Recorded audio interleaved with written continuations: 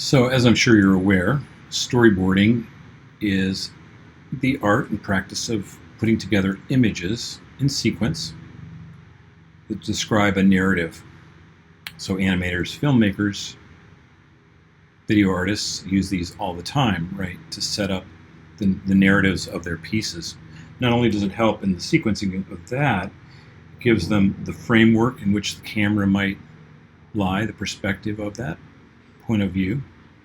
And there's areas here where you can write a more detailed description in writing to describe the image. It can also be used for step-by-step, do this first, do this next, do this again. And sometimes it's helpful to do that kind of stuff with Post-its. And the reason why is, of course, you can grab one and move it over here and then switch them around rather than being tied to this kind of a framework. All right. But in this video, I'm going to be talking about journey mapping.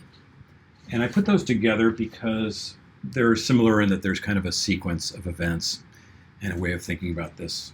I often ask my students to find a business that they frequent regularly and just kind of go through and map it out.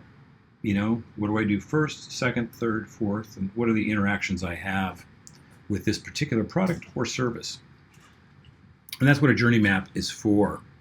It's for companies to map out what their customer goes through in buying and purchasing their product. It doesn't just begin with them walking into a store and grabbing it. It becomes about awareness, and that's how did I find out about this product in the first place, right?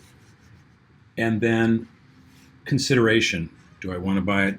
Don't I want to buy it? And what are the reasons for that? And then, of course, purchasing it and using it. And then what's the afterwards?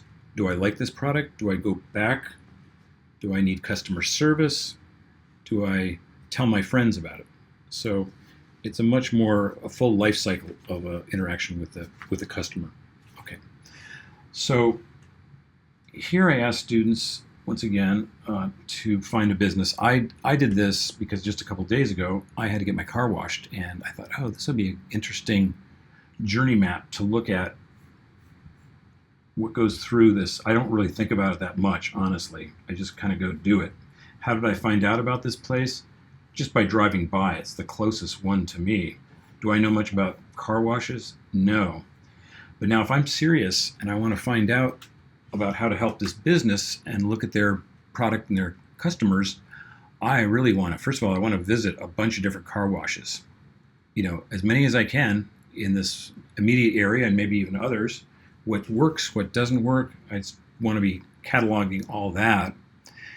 And then I'd, of course, want to, besides my own opinion, but I'd want to talk to other customers. What was your experience of this car wash? What do you like about it? What don't you like about it? What do you think it needs? What do you think it could get rid of? Right? So in a journey map, you're listening with empathy to your customers. We call it pain points. These are their areas of greatest confusion or frustration.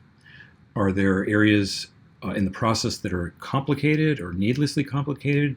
And what are the unmet needs? Is there something that this could use that it doesn't have at the moment? And so I'm just going to go through this. I drive my car here, and there's a long stretch here before I park it right here. And there's sometimes a line of these cars, so you're waiting in your car until you are up at this station right here. And this station is where they're going to vacuum and clean your car. So they ask you, what kind of service do you want? And I always say, I want a wash and a wax. Just keep it simple. And then they give me a little ticket that tells me what I've purchased, and I've got to take that to a cashier. But in the meantime, they're vacuuming and cleaning my car. Once that's done, I've left the car with them and the keys. They've driven it around here, and then it goes into the car wash. These are the big car wash brushes. And it's kind of cool. They've got a big plate glass window right here, so you can watch the car go through. You kind of feel like a little bit like a kid because it's cool, all the suds and stuff, and you get to see it. Anyway, once it's finished, somebody else gets in the car, and then they drive it to this station out here, which is kind of like a parking lot. And then those employees dry the car with towels, and they get rid of all the stuff that the wash wasn't able to get rid of. Okay, and then you tip them and you give them your ticket. Okay, once you've paid. So my journey here is I've driven it, I've dropped it off with them and the car keys. I walk around with this ticket, I pay the cashier, and then I wait. Now, part of it I can wait washing the car. They also have an indoor waiting area and an outdoor waiting area. So this all takes, I don't know, I should have timed it, but I'm guessing around 40 minutes maybe. It takes a while. And I'm sitting here waiting for this. So what could be done here that would make my stay a little more interesting? They do have one game, an old game. I'm probably the only person who plays it. It's a Pac-Man game right here. And that's it. Now, it would be helpful maybe if they had some massage chairs, or there are many other things I could recommend that they could do here that might help make this waiting time a little less tiresome. The outdoor is a problem during the summer only because it gets super hot. And so nobody wants to be out here. They all want to be indoors with the air conditioning. So these are the kinds of things you'll think about as you do your journey map. Okay, so find a business, see if you can map it out, step 1, step 2, step 3, and then here's what you can do. All right, so I'm going to just block out these areas here. So the first thing that we talk about is awareness. How did you find out about this car wash? Was it through the newspaper? Was it by word of mouth? And I think I may have mentioned, but I just found it because it's the closest thing near where I live, and it seems to be fine. It works well. My car gets washed. I don't know if it's that expensive. It's relatively expensive compared to doing it myself, certainly. Okay, so there's awareness. Next is consideration. And I'm weighing this against that. If I were a really thoughtful consumer, I'd probably be looking around and finding out where the other car washes are, how much they cost, and compare them. I'm not such a smart shopper, but I do. This is your experience with the product and the use of it.